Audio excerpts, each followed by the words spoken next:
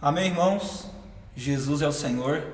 Meu nome é Igor, sou aqui da igreja no Itapuã e através desse vídeo eu e o Joab queremos compartilhar com os irmãos a mensagem dessa semana. É claro, nosso tempo é bem limitado, então nós julgamos aqui passar mais o essencial, né? A nata do leite aqui para os irmãos. Esperamos que os irmãos possam desfrutar bastante desses 30 e poucos minutos que nós teremos pela frente. É importante dizer que nós estamos na última mensagem deste volume do Alimento Diário, que tem por título Herdeiros de Deus. Está continuando a linha, né, da nossa série, o tema geral, Os Ministros da Nova Aliança. E o título da mensagem dessa semana é O Filho Herdeiro de Todas as Coisas. Irmãos, nessa mensagem, ao longo dessa semana, foi trabalhado, 8 aspectos da pessoa de Cristo. Então, do Deus triuno, as 3 pessoas da deidade, o Pai, o Filho e o Espírito, essa mensagem nós daremos um zoom, para nós entendermos mais a respeito da pessoa do Filho no plano eterno de Deus. Esses 8 aspectos, é claro, como eu disse, nós não iremos abordar todos eles, mas nós queremos aprofundar naquilo que é mais essencial e naquilo que eu e o Joab julgamos ser mais especial para os irmãos, o nosso desfrute. Bom, por que é importante esses aspectos? Porque aí, como eu disse, nós entendemos melhor a pessoa de Cristo, Esses 8 aspectos, ele diz respeito à posição do Filho de Deus no plano eterno. Então, nessa semana não só foi trabalhado a posição dele, que são esses aspectos, mas também mostrou ali para nós a importância de Jesus ter essas certas posições no plano eterno de Deus. Senhor Jesus, nós estamos familiarizados que Deus tem um plano. E esse plano, ele foi elaborado pela sabedoria do Filho. Porque o Filho, ele tem essa posição de sabedoria. Provérbios capítulo 8, versículo 22 e 23 diz assim: O Senhor me possuía no início de sua obra, antes de suas obras mais antigas. Desde a eternidade fui estabelecida, desde o princípio, antes do começo da terra. Esse Provérbios capítulo 8 diz respeito à sabedoria. E esses 2 versículos diz respeito a sabedoria está com Deus Pai desde a eternidade, sendo ali o arquiteto para ele na elaboração do seu plano. E essa sabedoria aqui é a tipificação de Cristo, porque 1 Coríntios capítulo 1, versículo 24 diz que Cristo é a sabedoria de Deus. E também diz que Cristo é o poder de Deus. Então, tanto para a elaboração do plano, quanto para a execução do plano, nós temos Cristo. Cristo sendo usado por Deus Pai, como uma peça-chave, tanto para elaborar o plano, quanto para executar o plano. Então, aqui nós vemos Cristo como sabedoria, é uma posição que ele tem, e a importância é na elaboração do plano, e Cristo como poder, e a importância de ele ser o poder é a execução do plano. Ó Senhor Jesus. Bom, daí também, irmãos, no Provérbios capítulo 8, nós vemos o convívio, harmônico que o Filho Jesus tem com o Pai, vamos ler aqui os versículos 27 a 31. Quando ele, Deus Pai, preparava os céus, aí estava eu. Aí estava eu quem? Jesus. Quando traçava o horizonte sobre a face do abismo, quando firmava as nuvens de cima, quando estabelecia as fontes do abismo, quando fixava o mar ao seu limite para que as águas não transpassassem os seus limites, quando compunha os fundamentos da terra. Então esse eu aqui é a sabedoria, é o Filho de Deus, é Jesus. Então eu estava com ele e era seu arquiteto. Dia após dia eu era as suas delícias, folgando perante ele em todo o tempo. Então aqui nós vemos que o Filho ajudando o Pai na elaboração do plano, na criação, e o Filho sendo o prazer para o Pai, a alegria para o Pai, e também o Pai sendo o prazer para o Filho. era um convívio harmônico, um convívio singular, sem igual, que nenhum ser humano já teve em qualquer melhor família do mundo. Só entre o pai e o filho havia esse viver harmônico. E é para esse viver harmônico que eu e você estamos sendo convidados por Deus. Ó Senhor Jesus, também em Mateus capítulo 17, quando Jesus pega Pedro, Tiago e João e leva eles para o Monte da Transfiguração, para que Jesus fosse transfigurado na frente deles, ali Jesus é transfigurado e aparece Elias e Moisés para conversarem com o Senhor Jesus.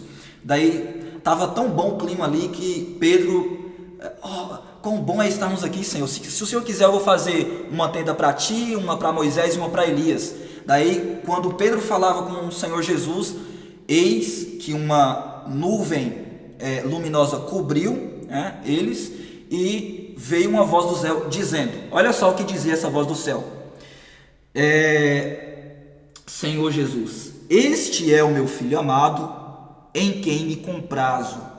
Então, aqui é a mesma coisa de dizer, este é meu filho amado, em quem eu tenho prazer. Então, o pai sempre teve prazer no filho.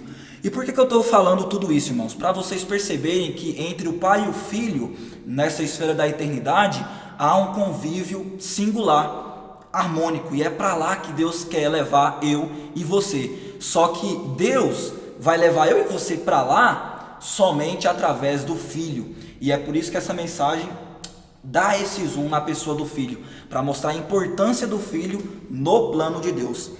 Irmãos, o filho é maravilhoso, né? Ele sofreu em nosso lugar e mesmo assim ele tinha uma vontade. E a vontade dele era a vontade do Pai. E nós podemos ver isso em João 14, versículos 2 e 3. Na casa de meu Pai há muitas moradas. Se assim não fora, eu vou-lhe teria dito, pois vou preparar-vos lugar. Isso aqui já foi tratado por nós, né? Os irmãos deixaram bem claro que não são mansões espirituais como os muitos cristãos esperavam, mas é o próprio Deus. Por quê? Olha só, versículo 3: e quando eu for, diz respeito à morte, e vos preparar lugar, voltarei, diz respeito à ressurreição, voltar, e vos receberei para mim mesmo, para que onde eu estou, estejais vós também. Agora eu te pergunto, onde o filho está? Onde o filho sempre esteve? Com o pai.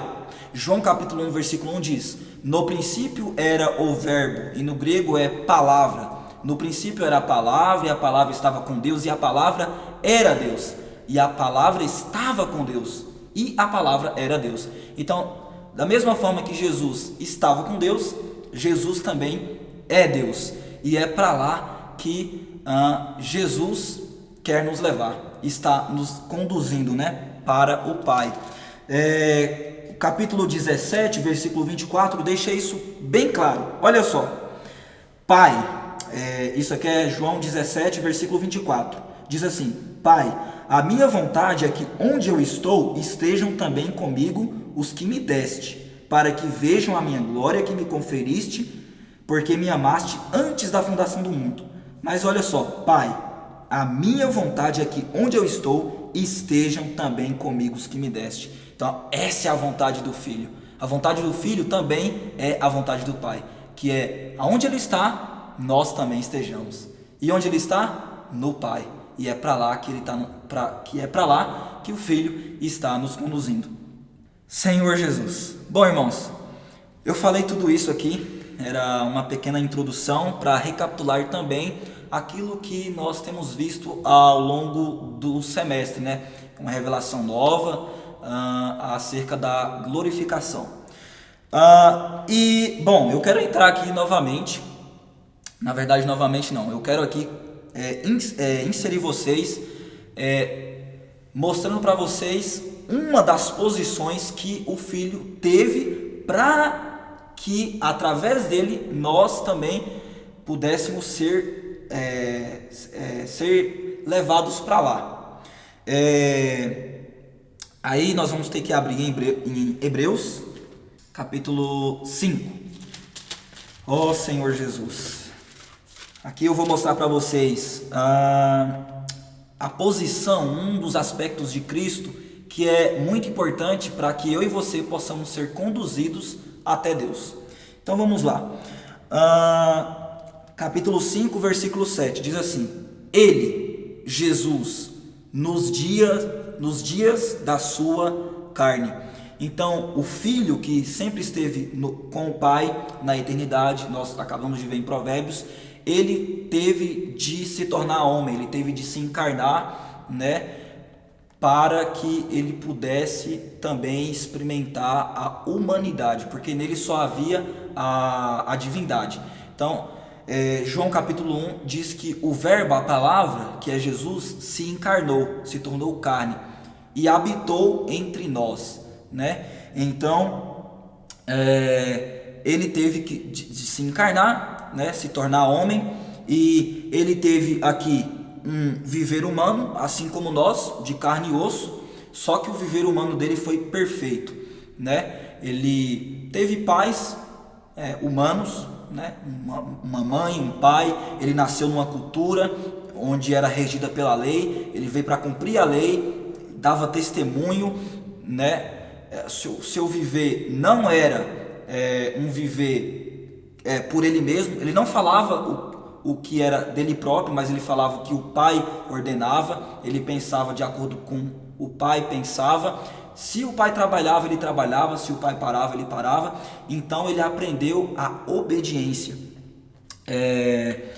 Senhor Jesus, por isso que a sua humanidade, irmãos, foi perfeita, porque ele foi aperfeiçoado, né? Em todas as coisas ele foi tentado, mas o diferencial é que ele não teve pecado, ele não conheceu o pecado, né?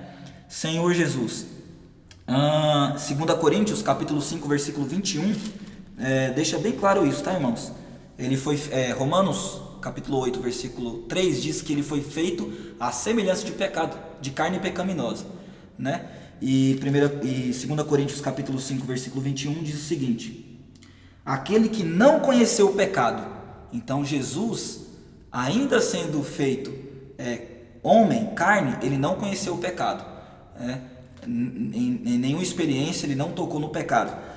Também 1 Pedro capítulo 2, versículo 22 diz assim: o qual não cometeu o pecado. Então ele só foi feito semelhança de pecado.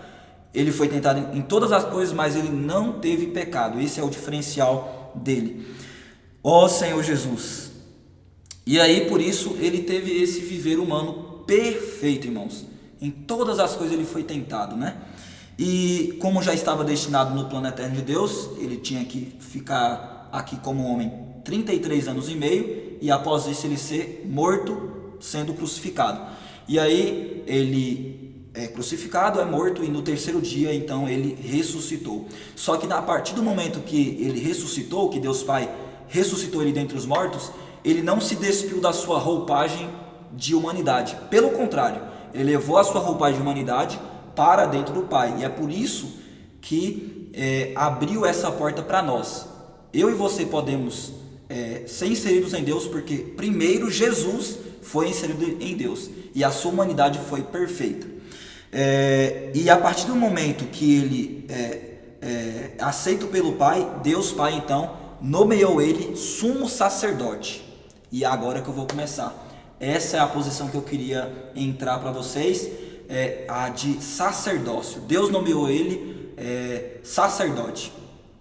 Isso nós vemos em Hebreus capítulo 5, versículo 10. Versículo 8, para vocês entenderem o que eu falei até então, ele ter sido aperfeiçoado em todas as coisas. Olha só, versículo 8: embora sendo filho, aprendeu a obediência pelas coisas que sofreu, e tendo sido aperfeiçoado. O versículo 10 diz assim: tendo sido nomeado por Deus sumo sacerdote, segundo a ordem de Melquisedeque. Então Deus deu essa posição para ele de sacerdote. Mas qual a importância de Jesus ser sacerdote, ministrar no santuário de Deus dons e sacrifícios para nós? Porque essa é a função do sacerdote. Qual a importância? Aí nós vamos ver agora. Hebreus 5, versículo 1. Aí a gente vai retroceder um pouquinho. Porque todo sumo sacerdote, sendo tomado dentre os homens, é constituído nas coisas concernentes a Deus, a favor dos homens, para oferecer tanto os dons como os sacrifícios pelos pecados.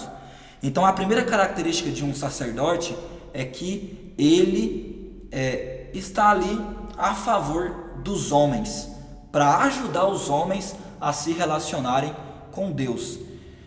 Ó Senhor Jesus, e se você está com dificuldade, irmãos, de se relacionar com Deus, vá até esse sumo sacerdote, peça ajuda a ele, para que ele possa conduzir você a se relacionar com Deus. E a segunda característica de um sumo sacerdote é a capacidade dele de se condoer, a capacidade dele de se compadecer dos homens errantes e pecadores. Olha só, Hebreus capítulo 5, versículo 2. E é capaz de condoer-se dos ignorantes e dos que erram, pois também ele mesmo está rodeado de fraquezas. Então essa é a segunda característica de um sacerdote. Ele é capaz de se condoer dos errantes, né? O que é compadecer, irmãos? Se condoer aqui é compadecer. O que é compadecer? É sofrer com você. Ele é capaz de sofrer com você. Por quê? Porque ele foi tentado em todas as coisas. Ele tem coisas, irmãos, que você passa que eu não passo. Tem certos tipos de sofrimentos que é destinado a você e não a mim. E certos tipos de sofrimentos que é destinado a mim e não a você. Mas Cristo, ele foi tentado em todas as coisas. Ele sofreu tudo isso. Talvez um sacerdote levita, ele tinha ali um certo conhecimento de sofrimento, 71%. Mas Cristo, não. Cristo, ele tinha um conhecimento de sofrimento 100%. 100%. E é por isso que o sacerdócio dele é perfeito, porque ele, ao mesmo tempo que ele pode se compadecer de mim, ele pode se compadecer de você e de todo mundo, de todas as pessoas que se aproximam dele. Oh Senhor Jesus. Então, irmãos da liderança, né, do GFCM, os presbíteros, precisamos seguir esse exemplo do Senhor, né, de se compadecer dos recém-nascidos na fé, dos irmãos que ainda estão pelejando aí, não são tão crescidos em vida, né? Todos nós erramos, né, irmãos? Precisamos seguir o exemplo do Senhor de se compadecer das pessoas. E para terminar a minha porção, né, nós vemos aqui essas duas características do sumo sacerdote, essa posição que Deus deu para o filho, tanto de ajudar as pessoas a se relacionarem com Deus, tanto também de se condoer dessas pessoas. Mas eu e você precisamos tomar uma atitude, irmãos. Precisamos tomar uma atitude. Olha só. Hebreus capítulo 4, versículo 15. Porque não temos sumo sacerdote que não possa compadecer-se das nossas fraquezas. Nós temos um sumo sacerdote. Aqui é um jogo de palavras, tá, irmãos? Na verdade, nós temos um sumo sacerdote. Porque ele foi tentado em todas as coisas, a nossa semelhança, mas sem pecado. O versículo 16, irmãos, é essa atitude que nós devemos tomar. Acheguemo-nos, portanto, confiadamente junto ao trono da graça, a fim de recebermos misericórdia e acharmos graça para socorro em ocasião oportuna. Então nós precisamos nos achegar, né? Precisamos tomar uma atitude de nos achegar a esse sumo sacerdote, nos achegar a esse sumo sacerdote, para que ele possa nos ajudar a se relacionar com Deus, possa se compadecer da gente, né? No Antigo Testamento, o templo ficava em Jerusalém. Então o povo que morava mais distante de Jerusalém, todo ano precisava subir até Jerusalém para levar um pombo ou quer que seja para o sacrifício em favor do seu pecado, né? Então o que eu quero dizer é o seguinte: eles tinham que ir até Jerusalém, porque é lá onde ficava o templo. Então nós precisamos ir, irmãos, precisamos nos achegar até o Senhor, né? Ó Senhor Jesus. Então essa foi a minha porção. Eu mostrei aqui 3 aspectos do filho: sabedoria na elaboração do plano, poder para executar e também a posição dele de sacerdote, né? E também a importância de ele ser sacerdote. Então, irmãos, Jesus é o Senhor. O Job vai dar continuidade na mensagem. Amém, irmãos. Jesus é o Senhor. Meu nome é Joab, como o Igor já me apresentou, e eu estou aqui falando para a igreja no Itapuã. Mas caso alguém mais esteja me ouvindo a palavra, se sinta diretamente atingido, mesmo que você não seja do Itapuã, talvez você nem cristão ainda não seja, mas se sinta atingido por essa palavra, é para você que nós estamos falando. Nesta semana do Alimento Diário, nós vimos principalmente 8 aspectos de Cristo. Esses aspectos de Cristo, o Igor já nos falou 3 deles, e ao todo eles são 8. Então eu vou enumerar aqui esses aspectos. O primeiro, que o Filho de Deus ele é sumo sacerdote. Esse que o Igor nos apresentou, né? Esse maravilhoso sumo sacerdote. Irmãos, graças ao Senhor por esse maravilhoso sumo sacerdote que pode fazer tanto por nós. Cristo também é a sabedoria de Deus. Ele também é o poder de Deus. Cristo é o resplendor da glória. Ele é a expressão exata do ser de Deus. Ele é o primogênito da criação. Ele é a imagem do Deus invisível e ele é a cabeça da igreja. Então esses 8 aspectos foram os assuntos principais dessa semana do Alimento Diário, mas nós não podemos aprofundar muito em cada uma delas. Algumas nós apenas damos uma pincelada para que os irmãos possam desfrutar, como o próprio Igor nos disse, né? E eu gostaria de dizer por que então que o Igor apresentou e eu continuo aqui apresentando alguns temas de Cristo, algumas maneiras de ver Cristo. Qual é a utilidade dele na nossa vida? Nós temos visto que a ordem da palavra tem ido para Hebreus, e esses aspectos de Cristo são fundamentais para nós entendermos o livro de Hebreus. Tudo isso vai nos ajudar a compreender o que vai vir pela frente. E a segunda utilidade de tudo isso é que isso vai nos ajudar também a chegar até o reino. Por exemplo, esse Cristo sumo sacerdote, hoje ele está nos conduzindo até o reino. É importante nós nos apegarmos a esse sumo sacerdote que nos leva até Deus e que vai nos fazer reinar. Em terceiro lugar, também é importante nós conhecermos esses aspectos, porque esse Cristo apresentado dessa maneira vai nos inserir em Deus. É Ele quem vai nos levar até o Pai. Eu gostaria de falar de 2 pontos essa noite. A partir dessa introdução, gostaria de falar da eterna redenção e de Cristo como nosso cabeça.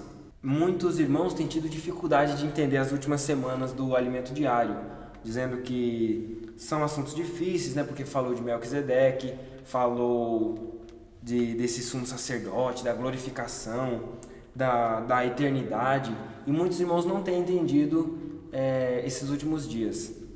Mas, irmãos, não tomem o Alimento Diário só como conhecimento.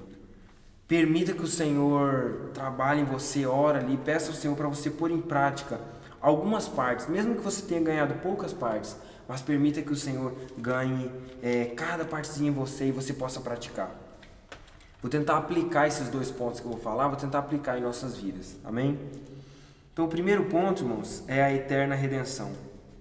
Cristo é tudo isso. Um pouco antes eu gostaria de ler Hebreus capítulo 1, do versículo 1 ao 4. Havendo Deus outrora falado muitas vezes e de muitas maneiras aos pais pelos profetas, nestes últimos dias nos falou pelo Filho, a quem constituiu o herdeiro de todas as coisas, pelo qual também fez o universo. Ele que é o resplendor da glória e a expressão exata de seu ser, sustentando todas as coisas pela palavra do seu poder. Depois de ter feito a purificação dos pecados, assentou-se à direita da majestade nas alturas, tendo se tornado tão superior aos anjos, quanto herdou mais excelente nome do que eles. Aleluia por esse Cristo que nós temos, tão abrangente, que nos supre em cada dificuldade. E uma das nossas necessidades, uma das necessidades que o homem tem, é a necessidade de redenção. A redenção, ela é o perdão dos pecados. Ela não é só o perdão dos pecados, mas ela é muita coisa também. Mas a primeira forma como nós devemos ver a redenção é o perdão dos pecados. Vamos abrir em Colossenses, capítulo 1, versículos 13 e 14. Colossenses nos mostra que nós estávamos em uma condição imunda. Estávamos no domínio do império das trevas. Diz assim: Ele nos libertou do império das trevas e nos transportou para o reino do Filho do seu amor, no qual temos a redenção, a remissão dos pecados. Então Cristo, ele veio na terra, ele desceu como Deus, ele desceu, se tornou homem, encarnou, passou por todas as dificuldades, como o Igor já nos disse, tanto é que ele sabe o que nós precisamos. Ele conheceu a vida humana e morreu por nós, derramou o sangue dele. Então E isso tudo que ele fez por nós foi a obra de redenção. O sangue dele foi derramado em nosso lugar. Era para o nosso sangue ser derramado. Nós éramos para ser punidos porque nós éramos pecadores. Mas ele nos salvou. Pelo amor dele, ele desceu e fez tudo isso por nós. Então, irmãos, essa é a redenção no tempo. Quando que a redenção aconteceu? Se eu perguntasse hoje para você, seria há 2000 anos atrás, né? Quando Cristo veio, ele nos redimiu. Mas Hebreus nos apresenta a redenção de uma forma diferente. Por isso aqui a eterna redenção. Vamos então em Hebreus 9 ver um pouco mais sobre isso. Hebreus 9, versículo 12 diz assim: não por meio de sangue de bodes e de bezerros, mas pelo seu próprio sangue, entrou no Santo dos Santos, uma vez por todas, tendo obtido eterna redenção. Mas a redenção não aconteceu há 2000 anos atrás? Por que então eterna redenção? Aí é que está tudo que nós temos visto no Alimento Diário. Todos esses assuntos difíceis, eles se unem para nos ajudar a entender. O versículo 14 diz assim: muito mais o sangue de Cristo, que pelo Espírito eterno a si mesmo se ofereceu sem mácula a Deus, purificará a nossa consciência de obras mortas, para servirmos ao Deus vivo. Então, essa redenção que aconteceu há 2000 anos atrás, foi lançada na eternidade. Ela foi potencializada porque ela foi lançada pelo Espírito eterno. É aí que entra a eternidade. A partir do momento que a redenção foi lançada na eternidade, a redenção ela alcança desde antes da fundação do mundo até o futuro que nós nem conhecemos.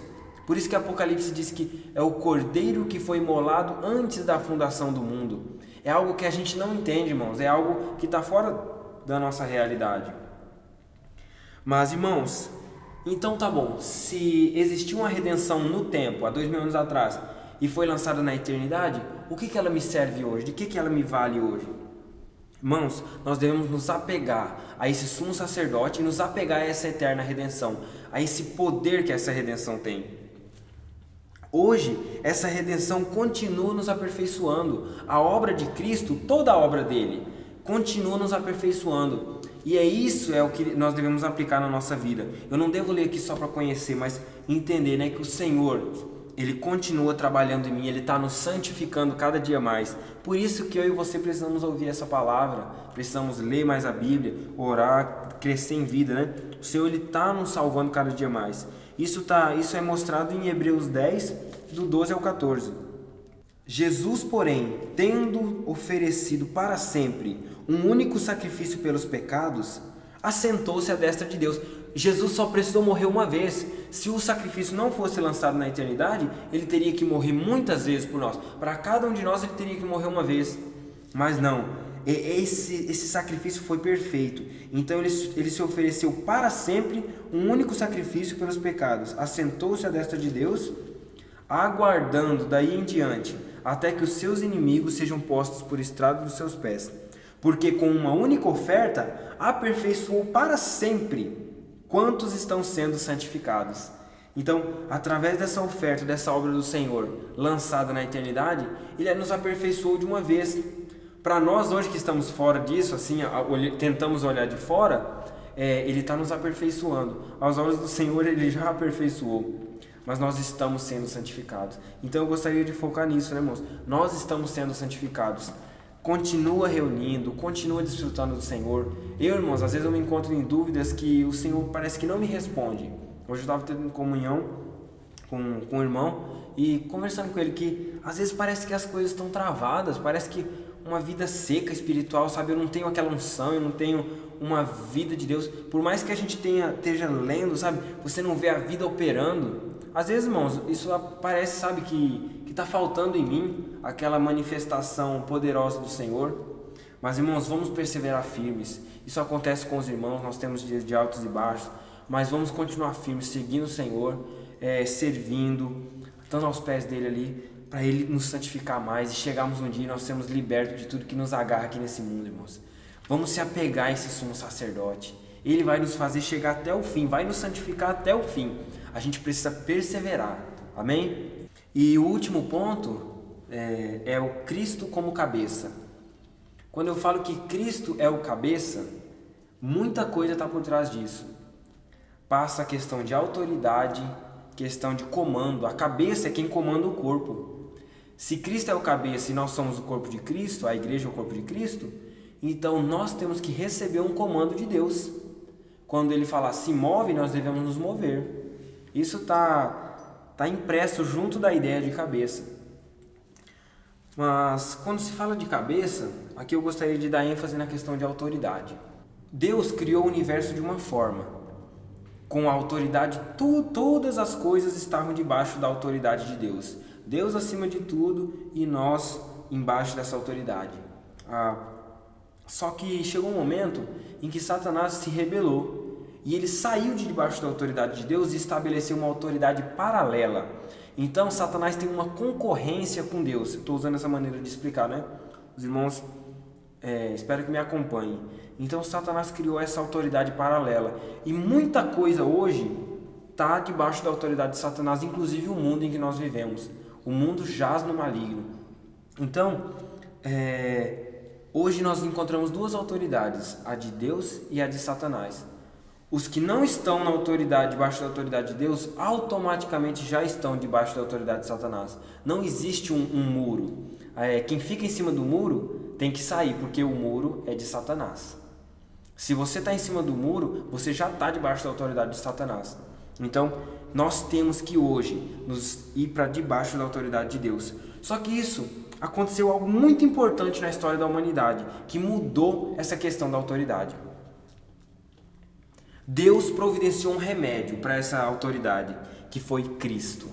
A Bíblia diz que Deus quer fazer tudo convergir em Cristo. Então, convergir é assim, existe um monte de coisas espalhadas que estão em movimento. Por exemplo, raios de luz. E aí, quando elas convergem, elas vão todas para o mesmo ponto, elas se encontram ali. Então, todas as coisas do universo hoje devem convergir em Cristo. Cristo é esse remédio que vai tirar tudo debaixo da autoridade de Satanás e trazer de volta para a autoridade de Deus. E por isso ele é o cabeça. Hoje, irmão, se você quiser estar debaixo da autoridade de Deus, você tem que ir para debaixo da autoridade de Cristo. Então estaremos nós, Cristo e Deus, uma autoridade perfeita, onde as coisas funcionam da maneira correta. Agora, e na nossa prática, na nossa vida? Isso, irmãos, tem que ser prático na nossa família, nas nossas casas, aonde a gente mora. Essa autoridade de Deus tem que estar estabelecida. Nós não podemos estar debaixo da autoridade de Satanás. Vamos praticar isso, vamos ficar já estamos chegando ao fim aqui da mensagem, mas vamos buscar praticar isso, irmãos. Buscar esse encabeçamento de Deus. Dê o primeiro lugar ao Senhor em tudo que você for fazer. Vamos dar o primeiro lugar ao Senhor. Põe o Senhor em primeiro lugar na tua família. Como provavelmente você vai estar começando a fazer isso, vai ser difícil, algumas pessoas vão se opor, mas comece por você indo para debaixo do Senhor. Seja o primeiro a se submeter à vontade de Deus, à vontade de Deus na sua vida. Se ele já te mandou fazer alguma coisa e você não fez, vá diante do Senhor, corrige isso. Se ele te deu algum encargo e você rejeitou por medo, por receio de abandonar as outras coisas e seguir o Senhor, está na hora de consertar isso, irmãos. Vamos para debaixo da autoridade do Senhor. Irmãos, nós temos dificuldades. Eu sou um pecador, nós somos pecadores. Mas nós precisamos, irmão, nesse momento, ir para debaixo do Senhor, se reconciliar com Ele, usar o sangue, usar essa redenção.